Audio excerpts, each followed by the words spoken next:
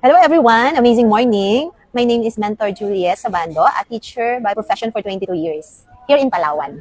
Hi, I'm Mentor Dino Sabando, mechanical engineer by profession, former OFW, at ngayon po ay nandito na rin po sa Palawan. Kami pong mag-asawa ay trying and praying and waiting for the baby since kami po ay married for 6 years na po. Pero alam niyo po, natagalan kami makabuo kasi nalaman namin na ako po pala ay merong PCOS and then retroverted uterus po ako and mataas masyado yung akin pong UTI. So, yun po yung mga dahilan na hirap kaming makabuo. So aside po sa akin pong case is meron ding case po yung aking husband. Ako naman po ay mababa akong sperm count, is 2 million ang sperm count ko, pero ang standard po ng sperm count is 10 million pataas. So meaning, wala pong chance na magka-baby.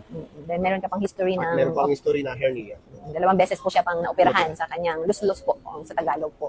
Pero dahil po sa pagpipray namin ay nagbigay ang Lord ng solusyon. Hindi sa through medicine, sa mga synthetic, kundi dahil po dito, thankful po kami sa Amazing Pure Organic Barley. Dahil alam niyo po, gumamit lang kami nito, uminom kami for 4 continuous months. And 2 sachets lang po per day. After nun po is, yun, I got pregnant.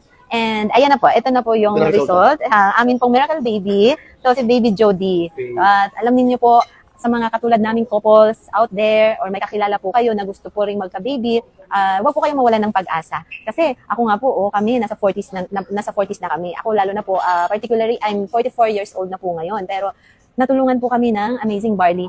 So sa pamamagitan po ng Amazing Barley ay binigay ng Lord yung aming pinag-pray. So wag po kayong mawawalan ng pag-asa, in God's right time po. Basta po yung faith natin kay Lord, alam ko magbibigay ng solusyon ng Lord. Try niyo po yung atin pong Amazing Pure Organic Barley at baka makatulong din po sa inyo.